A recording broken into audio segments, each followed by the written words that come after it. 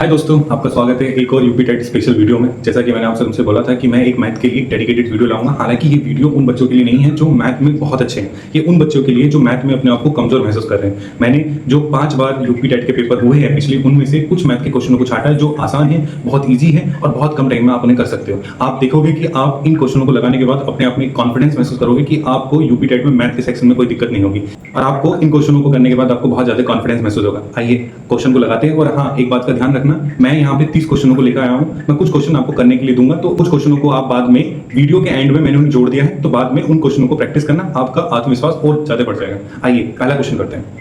पहला क्वेश्चन है, यदि p का p% 36 है तो p किसके बराबर होगा? क्योंकि यहाँ पे क्या बोला है कि p का, देखो का मतलब होता है गुणा, तो p का p%, अगर मैं इस परसेंट को हटाऊंगा तो नीचे आ जाएगा 100। p का p% 36 के बराबर है, तो हमें p की वैल्यू ज्ञात करनी है। तब यहाँ पे सिंपल से एक क्वेश्चन मिल जाता है कि p यहाँ पे स्क्वायर आ जाएगा, यहाँ पर आ जाएगा 36 गुणा 100। और हम सबको पता है कि अगर हम p की वैल्यू निकालेंगे तो 36 6 का स्क्वायर होता है और 100 होता है हमारा 10 का, तो p की वैल्यू कितनी आ गई? p की वैल्यू आ गई 60। ऐसे क्वेश्चन यूपी टेट में बहुत ज्यादा आते हैं, तो आप एक बार प्रैक्टिस कर लेना, क्योंकि प्रतिशत पर यूपी टेट बहुत क्वेश्चन पूछता है। अब अगले क्वेश्चन पे चलते हैं। यूपी टेट की खासियत रही है कि वो कैलेंडर डेट पे बहुत सारे क्वेश्चन पूछते हैं। तो एक और क्वेश्चन है कि यदि 4/8/2017 को शुक्रवार है, तब 61 दिन बाद कौन सा दिन होगा? तो इन्होंने बोला है कि 4/8/2017 को शुक्रवार है, तो 61 दिन बाद।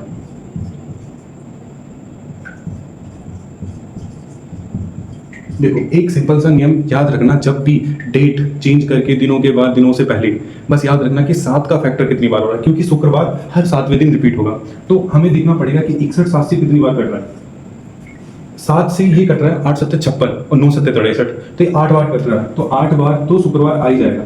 लेकिन 8 7 56, तो 56 हो गया यहाँ पे, तो 56 के बाद कितने दिन बचे हैं? तो 56 के बाद बचे 5 दिन। 56 और 5 61 होता है, तो यहाँ पे शुक्रवार है। अब शुक्रवार से काउंट करो, 5वां दिन कौन सा होगा? शुक्रवार एक तो हो गया, तो शुक्रवार के बाद अगला दिन है शनिवार, रविवार, सोमवार, मंगल, बुध। तो 61 दिन बाद जो दिन होगा हमारा, वो होगा बुधवार। तो इसका आंसर है बुधवार। तो याद रखना कि जब भी दिनों के कुछ दिन के बाद पूछे या कुछ दिन के पहले, तो याद रखना कि वहां 7 का वो मल्टीपल कितनी बार आ रहे हैं, और उसके बाद जो रिमाइंडर बच रहा है उसे फिर काउंट करना है, क्योंकि 7 दिन के बाद वही दिन रिपीट हो जाता है। अगले क्वेश्चन पे चलते हैं। और हाँ, ये याद रखना कि लीप ईयर में भी कभी कभी ये पूछ लेता है, जब एक साल बाद ये पूछ लेता है कि 4/8/2017 को शुक्रवार है, फिर पूछता है कि 4/8/2018 को कौन सा दिन होगा, तो ये एक दिन बढ़ जाता है, तो फिर शनिवार होता। क्योंकि ऐसे क्वेश्चन बहुत बार आए हैं, तो जिन बच्चों को मैथ से डर होता है, तो बहुत सिंपली समझ जाए कि अगर एक साल का गैप कर रहा है, अगर आगे जा रहा है तो जुड़ेगा, और यदि एक साल पीछे जा रहा है तो घटेगा। लेकिन एक चीज याद रखना, अगर यहाँ पे ही ये बोल देता कि मतलब कोई डेट है, मान लो बहुत सारे क्वेश्चन पूछे गए, मान लो कि एक क्वेश्चन आता है कि 2/11 और 2011 में, 2011 में रविवार था, तो 2/11/2012 को कौन सा दिन होगा? देखो, यहाँ पे एक साल का ही अंतर है, लेकिन यहाँ पे दिन एक नहीं बढ़ेगा, क्योंकि यहाँ पे 2012 जो है एक लीप वर्ष है। तो लीप वर्ष में क्या होता है कि क्योंकि एक दिन एक्स्ट्रा हो जाता है, तो अब यहाँ पे रविवार से सोमवार नहीं होगा, अब मंगलवार होगा। तो इसे याद रखना, और आप देखोगे कि इस टाइप के क्वेश्चन आपके पेपर में आ रहे हैं। अब आते हैं अगले क्वेश्चन पे। देखो, यूपी टेट की खासियत रही है कि उसके मैथ में उसका प्रतिशत वृद्धि, प्रतिशत हानि, लाभ, इन पर बहुत क्वेश्चन पूछता है। तो मैंने एक क्वेश्चन जो पिछले 5 सालों में बहुत बार आए हैं, मैंने उनका कुछ सैंपल मैंने इसमें अपने पास रखा है। तो उनमें से एक क्वेश्चन है, यदि किसी दुकानदार को एक वस्तु को 390 रुपए पे बेचने पर, यानी 390 रुपए में बेचने पर, यानी 390 क्या हो गया है? इसका सेलिंग प्राइस हो गया, यानी इस पे इन्हें बेचा है। बेचने पर उसे 20% का लाभ होता है। प्रॉफिट कितना होता है? 20% का होता है। तो उस वस्तु का सीपी बताना। देखो, हम सबको पता है, देखो मैं आपको एक चीज बताता हूँ कि प्रॉफिट हो या लॉस हो, हानि हो या लाभ हो, वो हमेशा सीपी को बेस बना के लिखा जाता है। तो इसमें क्या बोला है कि सीपी पर 20% का प्रॉफिट हुआ है। यानी कि जो सीपी था, मान लो कि सीपी अगर हमारा 100 था तो उस पर 20 रुपए का फायदा हुआ है, और वो कितना हो गया 120, और 120 की वैल्यू कितनी दी है 390 रुपए। तो हमें कितने की वैल्यू निकालनी है, हमें निकालनी है 100 की वैल्यू। तो वस्तु का क्रय मूल्य, तो मान लो अभी शायद आपको कंफ्यूजन, माना कि सीपी जो हमारा था वो 100 रुपए था, और 100 रुपए का 20% 20 रुपए होता है, तो 20 रुपए का उन्हें बेचा, तो टोटल कितने का उसे सेल करना था, बेचना था 120 रुपए का। लेकिन ये 120 का नहीं 390 रुपए का है। अगर 120 की वैल्यू 390 है तो 100 रुपए की कितनी वैल्यू होगी, तो वही तो इसका, क्योंकि हमें तो ये निकालना है ना, सीपी निकालना है। तो इसका सिंपल सा है कि 390 डिवाइड बाई 120 गुणा 100। अब यहाँ पे 0 से 0 खत्म होगी, ये जाएगा इससे 5 बार, ये जाएगा तुम्हारा 6 बार, 6 बार जाएगा। अब इसे और सिंपल कैसे कर सकते हैं, ये जाएगा तुम्हारा 6 से 6 36 और 5 5 36, 6 9 36, 5 36, और इसकी जो तुम गुणा करोगे तो ये आ जाएगा 5 पूरे 25, तो हासिल और 325 रुपए। तो इसका आंसर है 325 रुपए। तो कितना सिंपल मेथड है, हर एक अगर कभी भी परसेंटेज में आए तो जो वैल्यू है उसे 100 मान लेना, और उसमें 20 जोड़ के मतलब जितना प्रॉफिट दिया है, लॉस दिया है, उससे इक्विवेलेंट कर लेना अपने सेलिंग प्राइस। देखो मैंने यूपी टेट के जब मैं क्वेश्चन को एनालाइज कर रहा था, तो यूपी टेट का बहुत ज़्यादा फोकस होता है कि वो दो चीज़ों को बढ़ाता है, फिर ओवरऑल इम्पैक्ट पूछता है। जैसे कि आयत की 2 भुजा देगा, वो बोलेगा कि एक भुजा में 20% की बढ़ोतरी हुई है, एक में 30% की हुई है, ऐसी वर्ग में, और फिर पूछता है कि ओवरऑल एरिया में कितने % का चेंज हुआ है।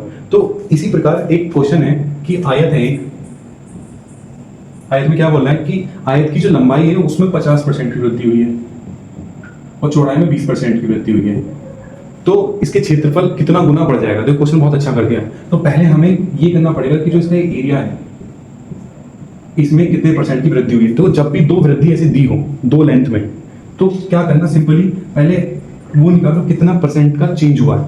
तो इन दोनों को जोड़ो, क्योंकि दोनों प्लस हुई है, तो 50% प्लस 20% प्लस 50 गुणा 20/100। ये ध्यान रखना, ये एक फार्मूला होता है कि अगर 2% की ग्रोथ दी है तो इसमें क्या करते हैं कि पहली ग्रोथ दूसरी ग्रोथ प्लस AB/100। अभी इसी फॉर्मूले में बहुत सारे क्वेश्चन होंगे, वरना तुम्हें इससे निकालने में थोड़ी दिक्कत हो सकती है। तो इसमें क्या हो जाएगा, ये हो जाएगा तुम्हारा 50 और 20 70 प्लस एक 0 से वाली गई, एक 0 से ये गई, तो यहाँ पे तुम्हारा 10, तो यानी कि ये हो गया 80%। तो ध्यान रखना, जब 50% लंबाई और 20% चौड़ाई बढ़ी तब जाके 80% की वृद्धि हुई है। तो वो बोल रहा है कि क्षेत्रफल कितने गुना बढ़ा, तो क्षेत्रफल 100 गुना बढ़ा।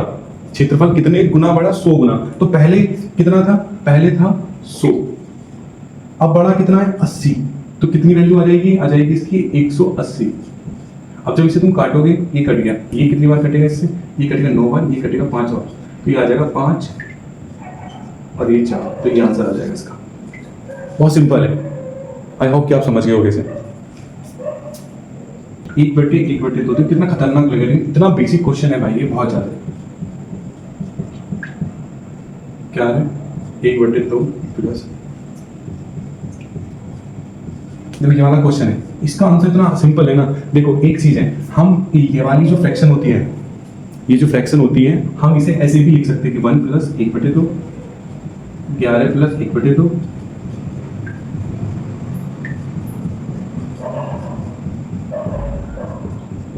अब हम देखो आधा आधा 1 हो गया, आधा आधा 1 हो गया, ठीक है। अब 1 और 1 क्या हो गए, 2। तो अब यहाँ पे सुनना पड़ेगा, थोड़ा अंधेरा ज्यादा है, अभी रात है तो कुत्ते यहाँ भौंकने लग गए, तो उसकी आवाज़ आपको काफ़ी आ रही होगी। तो अब थोड़ी आवाज़ भी चेंज होगी एक्चुअली, इसमें थोड़ा प्रॉब्लम है, बट थोड़ा एडजस्ट करना पड़ेगा। तो अब यहाँ पे हम इस पे बात करते हैं, 1 मिनट। तो अब यहाँ पे इसे देखिए, तो यहाँ पे क्या है कि अब हमें सिंपली इसे जोड़ना है। ये क्या है, 1 1 1 1, यहाँ पे 3 बार 1 1 1, यहाँ पे 2 बार और यहाँ पे 1 बार, तो इसे जोड़ोगे तो यहाँ जाएगा 4, यहाँ पे आ जाएगा 3, यहाँ पे आ जाएगा 2 और 1। और जो हमारे हाफ हाफ थे ये 4, इन्हें जब इसमें जोड़ दोगे 2, तो ये आंसर आ जाएगा इसका 1 2 3 और 6, यानी कि 1236 आंसर। बस इन चीज का ध्यान रखना कि अगर कभी ऐसी फ्रैक्शन आ जाए तो इन्हें अलग अलग करके जोड़ लेना, तो थोड़े आसान बैठते हैं। ये किसी भी रूप में आ सकता है, लेकिन कभी हमें लगता है कि इन्हें फ्रैक्शन में रखें, लेकिन फ्रैक्शन को अलग करके तुम जोड़ोगे। अभी तो यहाँ पे 1 है, 11 है, 111 है, या 1111 है, लेकिन आगे चल के कुछ भी संख्या यहाँ पे बदल सकता है। तो इन क्वेश्चनों की थोड़ी प्रैक्टिस करके जाना। ये क्वेश्चन आसान होते हैं, लेकिन हमें इनका तरीका नहीं आता है। तो बस मैं यहाँ पे आपको सिर्फ ये तरीका बताने आया हूँ कि तरीके से आप अगर एक बार आपके सामने हो जाएंगे तो आपको बहुत बेस्ट रहेगा। ये मैंने बोला ना, यूपी टेट का सबसे बेस्ट जो टॉपिक है मैथ में पढ़ने वाला वो परसेंटेज है। एक और क्वेश्चन है कि किसी संख्या का 60%, यानी कि मान लो कोई संख्या x है, उसका 60%, और मैंने बोला का की जगह आएगा गुणा हमेशा x का, तो x गुणा 60%, यानी 60/100। मैंने आपको पहले क्वेश्चन में बताया था का 3/5 भाग कितना है 36। तो x की वैल्यू बनानी है। जिसने मैथ में इक्वेशन बनानी सीख ली वो बहुत आसानी से क्वेश्चन को कर लेगा। तो अब यहाँ पे बचा क्या है, ये 0 से 0 खत्म हो जाती है, यहाँ पे 3 से 3 आ गया, यहाँ पे 5 आ गया, यहाँ पे 3 3 3 9, तो 3 से पहले काट ले, 3 से काटते 12 बार, बात ये चलती 3 से काटेंगे 4 बार, तो x बराबर कितना आ जाएगा 4 गुणा ये वाला 5 ऊपर चला गया, ये वाला 5 यहाँ पे आ गया, तो x की वैल्यू आ जाएगी 100। बस इसमें ये ध्यान रखना कि जैसे लैंग्वेज बोल रहा है वैसे ही आपको लिख लेना है। अब आते हैं अगले क्वेश्चन पे। कुछ क्वेश्चन बहुत ही अच्छे हैं, बस अगर आपको उनका कॉन्सेप्ट आता है तो आपके लिए बहुत ज्यादा आसान हो जाएंगे। जैसे कि एक क्वेश्चन है ये, इस कॉन्सेप्ट को हमेशा याद रखना कि किसी संख्या का एलसीएम उसी संख्या का एचसीएफ, इन दोनों की गुणा जो वो दो संख्या है, फर्स्ट संख्या गुणा सेकंड संख्या के बराबर होती है। इसे याद कर लेना। इसके ऊपर हर साल कुछ ना कुछ क्वेश्चन यूपी टेट ने पूछा है। तो पहला है क्वेश्चन, यदि दो संख्या का एलसीएम और एचसीएफ 12 और 72 है, लिख लो। तो 12 है और 72 है। यदि इन संख्याओं का योगफल 60 है तो इनमें से एक संख्या कौन सी होगी? तो इनमें से एक संख्या कौन सी होगी यदि इन संख्याओं का योगफल, देखो इसमें कितना अच्छा पूछा है। तो यहाँ पे जो मैंने मान लिया कि ये फर्स्ट संख्या ए है और ये सेकंड संख्या बी है, तो यहाँ पे ए गुणा बी की जो वैल्यू दी है वो 12 गुणा 72 दी है। और तो यदि इन संख्याओं का योगफल 60 है तो इन दोनों का, अब यहाँ पे इन्हें क्या दिया, क्वेश्चन ने दिया कि ए प्लस बी योगफल 60 है और बी कितना है हमारा 12 गुणा 72। तो इनमें से एक संख्या क्या होगी? देखो, या तो हम इनमें से कुछ मान के इस क्वेश्चन को कर सकते हैं, वैल्यू को पुट करके कैसे कर सकते हैं। अब इसमें सबसे अच्छा मेथड है कि आप हर एक ऑप्शन को उठाओ। वैसे हो सकता है बट लेकिन उससे आपके लिए बहुत ज्यादा लेंथी हो जाएगा, लेकिन आपको वैल्यू पुट करके आना चाहिए। ऐसे कि यहाँ पे पहला ऑप्शन दे रखा है 12 और इसका तीसरा ऑप्शन दे रखा है इन्होंने 60 और दूसरा है यहाँ पे 24 और चौथा है यहाँ पे 72। अब आप यहाँ पे देखो, जब दो संख्याओं का योग 60 है, ऐसा क्वेश्चन ने बोला है, तो 72 तो हो नहीं सकता किसी भी कीमत पे, और ना ही यहाँ पे 60 हो सकता है। क्योंकि अगर हमने एक संख्या को 60 रख दिया तो दूसरी संख्या 0 हो जाएगी, और 0 की गुणा जब किसी भी संख्या से होगी तो ये 0 हो जाना चाहिए, लेकिन ये 0 तो नहीं हो रहा। और ना ही 72 हो सकता, क्योंकि अगर 72 है तो बी को माइनस होना चाहिए, और बी अगर माइनस होगा तो ये पूरी संख्या माइनस होनी चाहिए, जो कि यहाँ पे माइनस नहीं आ रहा। तो बची है 12 और 24। तो इनमें से एक संख्या कौन सी हो सकती है? अब आप बताओ कि अगर मैंने इसे 12 मान लिया, ए को मैंने वो वाली जो संख्या ने पूछी है वो मैंने 12 मान ली, तो 12 मान ली, तो अगर ये भी 12 होगी ये भी 12 होगी तो बी तो 72 हो गया। और बी जब 72 हो गया तो फिर से वही दिक्कत बैठ गई कि बी 72 होगा तो ए 72 में कुछ भी जोड़ोगे तो वो तो 60 से ऊपर ही है, तो एक ही मात्र ऑप्शन बचता 24। ये देखो, बिना कुछ सोल्व किए, सिर्फ माइंड से सोच समझ के मैंने इसका आंसर लगा दिया, इसका आंसर 24 है। मैंने कुछ नहीं करा, सिर्फ एक ये याद था और विकल्प के साथ खेला। मैथ में हर क्वेश्चन को सोल्व करना जरूरी नहीं होता, विकल्प के साथ खेल के भी तुम इसका आंसर ला सकते हो। जैसे कि यहाँ पे 72 और 60 तो बिल्कुल ही नहीं हो सकता, क्योंकि उसने खुद बोल रखा है क्वेश्चन में कि ए और बी यानी कि दो संख्याओं का योग 60 है, तो 72 क्यों हो जाएगी एक संख्या? जब दो संख्याओं का योग 60 है और उनमें से एक संख्या 72 कैसे हो जाएगी? लॉजिकल बात है ना। और 60 भी नहीं हो सकती, क्योंकि 60 में कुछ भी जोड़ोगे 60 से बड़ा हो जाएगा। 12 इसलिए नहीं हो सकती क्योंकि 12 ऊपर है। अगर हमने ए को 12 मान लिया तो 12 की गुणा जब बी से होगी तो बी 72 हो गया। अब 72 हम हो नहीं सकते, तो इसलिए 24 मानोगे, तो इसका करेक्ट आंसर 24 है। अगले क्वेश्चन पे आते हैं। क्वेश्चन बहुत आता है कि 138 के संपूरक का कोटिपूरक क्या है। देखो, 138 के संपूरक का कोटिपूरक क्या है? हमें पता होना चाहिए कि अगर हम किसी संख्या का संपूरक निकालना होता है तो हमें उस संख्या को 180 से घटाना होता है।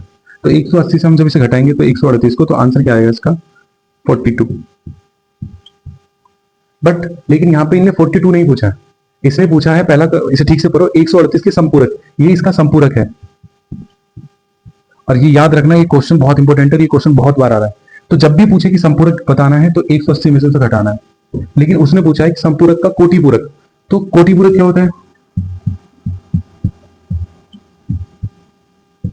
कोटि पूरक होता है 90 में से माइनस, तो 90 में से उसने बोला था 138 के समपूरक का कोटि पूरक क्या होता है, तो उसका कोटि पूरक करो 90 माइनस 42, ये कितना आ जाएगा 38। तो ये ध्यान रखना, संपूरक 180, कोटि पूरक 90। अगले वीडियो में चलते हैं, अगले क्वेश्चन पे चलते हैं। एक क्वेश्चन बार बार पूछा जाता है, इवन कि एसएससी सीजीएल तक, यूपीएसआई में भी और यूपी टेट में भी क्वेश्चन पूछा जाता है। यानी कि उसमें क्या होता है कि एक सेम परसेंटेज बढ़ाया जाता है फिर घटाया जाता है, तो इसका एक सीधा सा फॉर्मूला होता है। ऐसे कि क्वेश्चन है कि पहली संख्या 350 को, मतलब एक संख्या 350, 350 को 20% बढ़ाया जाता है फिर 20% घटाया जाता है, तो फिर वो पूछते हैं कि प्रतिशत वृद्धि या कमी जो भी हुई है वो हमें बताओ। तो ऐसे क्वेश्चन में क्या करना है, देखो मैंने आपको बताया था ना एक formula a plus B plus A गुणा बी बटे 100। तो वैल्यू पुट करो, पहले प्लस बी बढ़ाया परसेंटेज, माइनस बी घटाया, अब प्लस 20 गुणा माइनस 20 बटे 100। तो ये तो 20 से 20 कट गया, अब यहाँ पे 0 से 0 भी कट गया, तो यहाँ पे क्या आ जाता माइनस के 4, तो माइनस के 4%, माइनस के 4% की कमी होगी, माइनस ये इंडिकेट कर रहा। अगर आगे से कभी क्वेश्चन आए तो कुछ मत करना, जो भी परसेंटेज बढ़ रही है और घट रही है उन्हें सिंपली क्या करना, गुणा कर देना आपस में। जैसे 20 है और बटे में 100 कर देना, और जो भी आंसर आएगा वो हमेशा घटेगा ही। तो 4 आ रहा है तो 4% की कमी हो रही है, याद रखना ये हमेशा घटेगा ही। लेकिन ध्यान रखना सेम संख्या पे समान मात्रा में बढ़ रहे हो, समान मात्रा में घट रहे हो।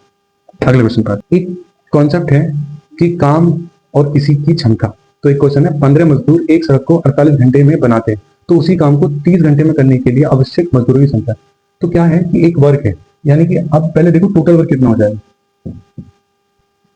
टोटल वर्क यानी कि काम कितना है, काम कितना है, जितने मजदूर है 15 मजदूर है और काम कितने में कर रहे हैं, 48 घंटे में काम कर रहे हैं।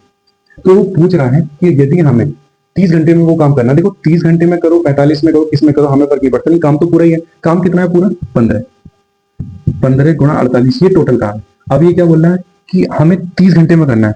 भाई 30 घंटे में करो या किस में भी करो, बराबर तो करना ही पड़ेगा, तो बराबर होगा, तो इसे हम काटेंगे तो ये कितने से कट जाएगा आपका, ये 6 से कटेगा, 6 से 5 बार कटेगा, और ये 8 बार कटेगा, ये इसे 3 बार काटेगा, तो यानी कि 24। तो अब जो मजदूर होंगे वो 24 होंगे। अब इसने क्या पूछा हमसे, तो घंटे में करने के लिए आवश्यक मजदूरों की संख्या 24। आंसर सिंपल है, बस इस ऐसे क्वेश्चन में ये टोटल वर्क निकाल लेना पहली अच्छी बात होती है। तो कुछ क्वेश्चन है जो विभाजिता पे पूछे जाते हैं, मैं आपको एक क्वेश्चन तो एक करा दूंगा, लेकिन तुम्हें याद होना चाहिए। तुम्हें देखो यूपी टेट में स्पेशली 3 का, 9 का और 11 का बहुत ज्यादा इंपॉर्टेंट है।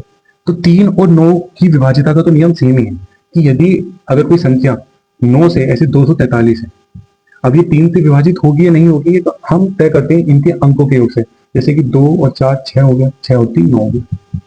ऐसे ही अगर 9 का निकालना है तो 9 उस संख्या के अंकों का योग 9 से विभाजित होना चाहिए। ऐसे ही 11 है, लेकिन 11 में क्या होता है कि मान लो कि एक संख्या यही है 243, 5 6 एक और बढ़ा देते हैं। इसमें क्या होता है कि इवन अंकों पे, जो इवन स्थानों पे जो अंक है, जैसे कि इसमें 2 और 3 5, 5 और 6 11, तो यहाँ आगे 11, और जो सम संख्या पे यहाँ पर आगे, इन दोनों का अंतर या तो 0 होना चाहिए या 11 का कोई मल्टीपल होना चाहिए, तो संख्या 11 से कटेगी।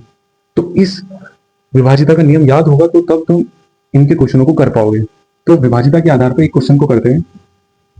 इसमें पूछा गया है कि एक संख्या है 324 x 342, ये संख्या जो है 11 से विभाजित होती है, तो मैं x की वैल्यू ज्ञात करनी है।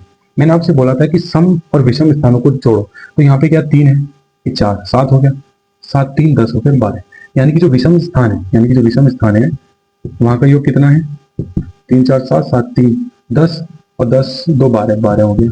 और सम स्थानों का योग कितना है, यहाँ पे कितना हो गया 2, ये 4 2 6, यानी कि 6 प्लस x। अब या तो ये बराबर हो जाए, यानी कि अब इन दोनों का अंतर या तो 0 आना चाहिए या 11 का मल्टीपल आना चाहिए, तो हम अभी 0 मान लेते हैं। तो 12 माइनस 6 प्लस x बराबर 0, या इसे अपोजिट। तो इसमें अब या तो इसमें सम संख्या वाले को 12 बना दो। अब आओ विकल्प में, तो विकल्प में पहला ए विकल्प दिया है तुम्हारा 6, सी दिया है 3, बी दिया है 5 और डी दिया है 8। तो अब इनमें से ऐसी कौन सी संख्या जो इसे सम संख्या को 12 बना देगी, ये 6 है ना, तो इसका आंसर भी 6 हो जाएगा। ज्यादा क्यों सोचना, क्योंकि जब सिंपली हमें 6 दिख रहा है और 6 6 12 होके 12 में से 12 घटाएंगे 0 और 0 ही हमारी विभाजित गणिया में, तो x की वैल्यू कितनी आ गई 6 आ गई। अब ये संख्या 6 से कट जाएगी। बाकी कोई भी संख्या आप यहाँ पे फिट कर लो, ना तो 0 बनेगा ना ही 11 का कोई मल्टीपल बनेगा। अगर यहाँ पे मैं 3 रख दूँ तो 3 और 6 9, 9 को 12 में से घटाऊंगा 3 आ जाएगा और 3 11 से नहीं कटता। तो अगले क्वेश्चन पे आते हैं। एक बहुत इंपॉर्टेंट क्वेश्चन है जो वो हमेशा पूछता है यूपीटेट कि वो सीपी और एसपी का अनुपात आपको देगा, यानी कि सीपी और एसपी का अनुपात। जैसे कि इस क्वेश्चन में दिया है कि एक क्रय मूल्य और विक्रय मूल्य का अनुपात 5:4 है, तो हानि प्रतिशत ज्ञात कीजिए।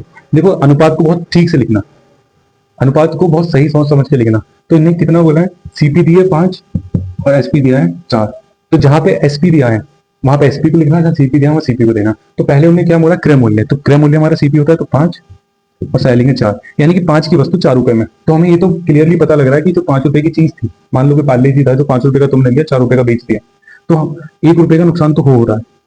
अब मैंने तुमसे बताया था कि जो भी नुकसान होगा वो सीपी का होगा, तो 1 का नुकसान 5 है। अब इसे परसेंटेज में निकालने के लिए हमें 100 से गुणा करनी पड़ेगी। 5 से जब इसे 20 से गुणा करेंगे तो आ जाएगा 20, यानी कि 20% का नुकसान हुआ है। ये ध्यान रखना, ऐसे क्वेश्चन बहुत सारे हैं, मैंने सिर्फ एक क्वेश्चन लिया है। आप वीडियो के एंड में मैं कुछ क्वेश्चनों को ऐड करा दूंगा, उन्हें सोल्व करा के देख लेंगे एक बार। एक और क्वेश्चन है, किसी वर्ग की भुजा 10% से वृद्धि की जाए तो उसके क्षेत्रफल में कितनी प्रतिशत वृद्धि होगी। चलो क्वेश्चन को पढ़ लिया तो कर लेते हैं। यदि किसी वर्ग की भुजा में, यानी कि वर्ग है, वर्ग की चारों भुजा बराबर होती है, मैंने तो थोड़ा ऐसी बना दिया, तो वर्ग की जो भुजा है उसमें 10% की वृद्धि हुई है। तो मैंने बोला था ना कि जब चौड़ाई में हुई है तो लंबाई में भी होगी 10% की वृद्धि। तो वो सिंपल सा concept, a plus B plus A B बटे 100, यही फॉर्मूला लगाना। जब 2% की वृद्धि हो रही है तो यही ओ, एक में वृद्धि या एक में कोई घट रहा हो तो वो प्लस माइनस अपने हिसाब से एडजस्ट कर लेना। तो 10 प्लस 10 प्लस 10 गुणा 10 बटे 100, तो 10 और 10 हो गए तुम्हारे 20, और यहाँ से 1 0 से 1 0, 1 से 1, तो यहाँ पर बचा 1, यानी कि 21% की वृद्धि होगी। सिंपल क्वेश्चन है और बस ये आपको आनी चाहिए इस फॉर्मूले पर, बस ये फॉर्मूला ध्यान रखना। एक क्वेश्चन और मुझे आपको पढ़ाना है, लास्ट क्वेश्चन है मेरी ओर से क्योंकि वीडियो बहुत लंबी हो जाएगी। ए प्लस बी बटे सी बराबर बी प्लस सी बराबर अपॉन ए बराबर सी प्लस ए। ये क्वेश्चन देखने में बहुत टफ लग रहा होगा कि यार कितना टफ क्वेश्चन है, कैसे करेंगे, लेकिन ये सबसे आसान क्वेश्चन होते हैं। ऐसे क्वेश्चनों में ए की, पी की और सी की वैल्यू 1 मान लो।